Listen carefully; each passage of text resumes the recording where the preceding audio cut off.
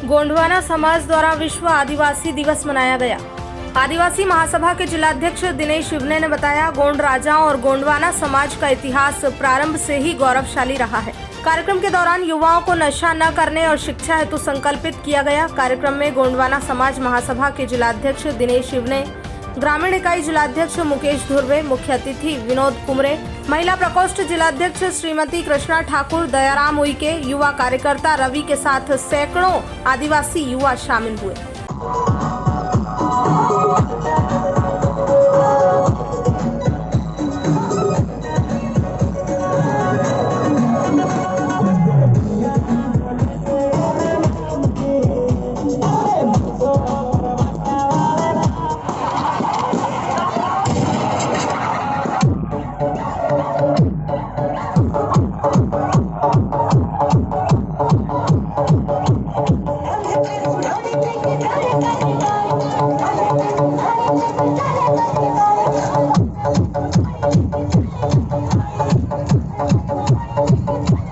जगमगी जगमग किया कबीर सारो जग तुम उपजे की थी, सारो जग तेरी वाह शक्ति दिवा शरण दे सभी को वासी वासी किया तो सेवा सेवा गाऊ सलादाई गाजरा धन्यानु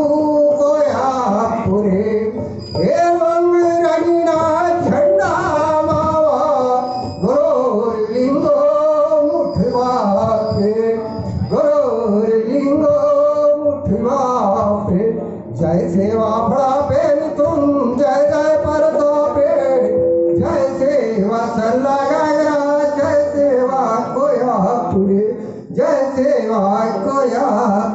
हे मालिक प्रकृति शक्ति बड़ा पेन थी नी परोटल कपूर ज्योति महासी बाबा सगा बिहार जैसी काटी अलू क्या ना एक मिनट किसी धरती रायना पूरा दे ये सारे क्या तो और आसपास घुमा के छोड़ दीजिए मैं तो पानी लेके चलूं। आदरणीय रानी दुर्गावती, शंकरसार, रघुनाथ शाह, उनको भी सेवा व्यवहार, और मंच पे जो अतिथि मुख्य अतिथि सभी बैठे होंगे तो मेरा सेवा व्यवहार।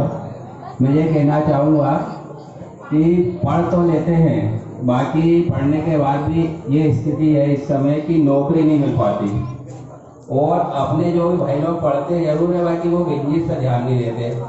उनको कम से कम इतना ध्यान रखना चाहिए कि अपन पढ़ लिख लिए तो बिजनेस पे ध्यान दें। बिजनेस नहीं करना चाहते हो, सबसे बड़ी तकलीफ ये है, घर बैठे रहेंगे, बाकी वो कोई रोजगार से नहीं रखते। तो मैं युवाओं से ये बोलना चाहूँगा कि आप बिजनेस में भी आप ध्यान दो, कोई सा भी काम करो, कम से कम आप कुछ करोगे, 100 रुपये भी लाओगे ना तो बहुत है आपके लिए। आज अपन नौकरी के चक्कर में रहते तो कुछ नहीं कर पाते। नशा जिस घर में चला जाता है, शराब दारू गांजा जिसको हम कहते हैं, वो घर 7 पीढ़ी तक तरक्की नहीं कर सकता। ये बात आप लोग लिख कर रख लें।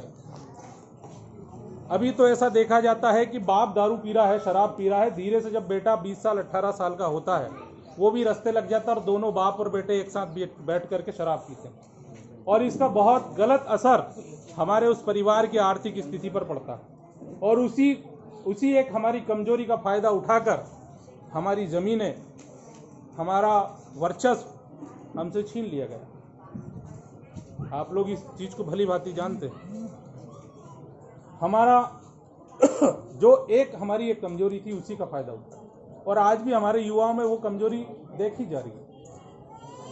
इस चीज को अपने स्तर पे जितना आप दूर कर सकते हो आप लोग कोशिश करें, ताकि जितनी जल्दी ये नशा हमारे घरों को छोड़ेगा उतनी जल्दी हमारे पैसे बच हैं। दूसरा विषय है हमारे बच्चों को शिक्षा मिले, क्योंकि जो परिवार शिक्षित हो जाता है वो बेसाखी छोड़ देता है, उसको लोग ठगना बंद कर देते हैं। मैं आपको एक उदाहरण बताता हूँ। इधर रोशनी पटाजन करके एक जगह पड़ती है ना आपके क्षेत्र में।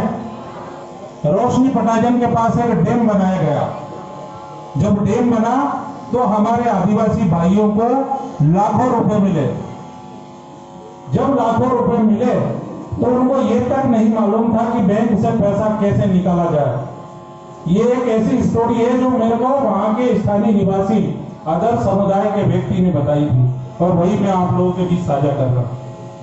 तो हमारे जो MP ऑनलाइन के छोटे छोटे कियोस्क बने रहते हैं ना, जहां अंगूठा लगा करके और पैसा निकालते हैं, वो अपना कार्ड लेकर गए।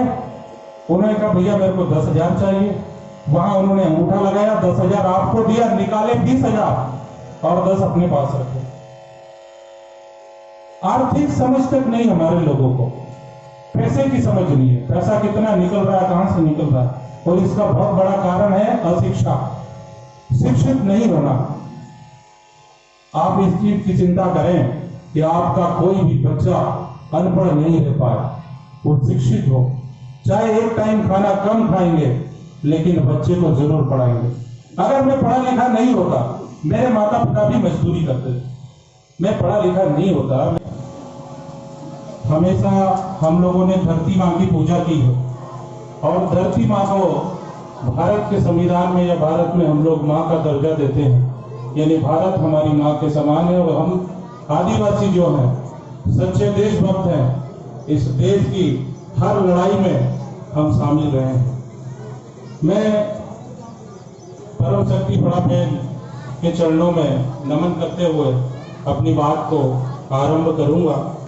मंच पर उपस्थित आदरणीय दीदी कृष्णा ठाकुर जी, जया मरावी जी, रेखा धुर्वे जी, दिनेश शिवने जी, मुकेश सरलाम जी, कमल सिंह धुर्वे जी, पूनम मस्कोले जी, संतोष काजले जी और इस कार्यक्रम का सफलतम संचालन कर रहे हैं आदरणीय पंकज भट्टी जी और मेरे साथी अनिल धुर्वे जी।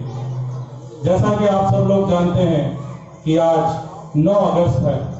9 अगस्त विश्व आदिवासी दिवस, यह नाम हम लोग काफी दिनों से सुन रहे हैं और आप सब लोग बधाई के पात्र हैं कि प्रथम बार इस पोखरणी गांव की परम धरती पर आप लोगों ने इस कार्यक्रम का आयोजन किया। मैं आप सभी लोगों को, जैसा कि दीदी ने बताया था, मैं उसमें कुछ जोड़ना चाहूंगा।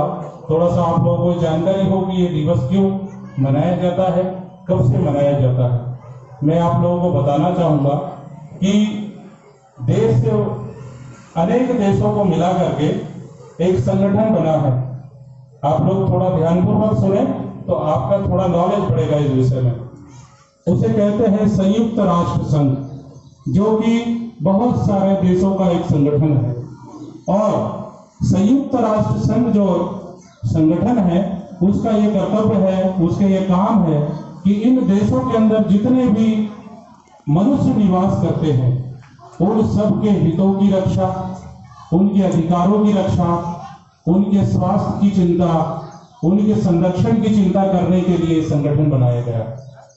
कोई भी देश एक दूसरे को तकलीफ ना दे, एक दूसरे से मिलजुल कर अपना विकास करे, इन सब बातों की चिंता विश्व जो संयुक्त राष्ट्र संघ है वो ये चिंता करता है।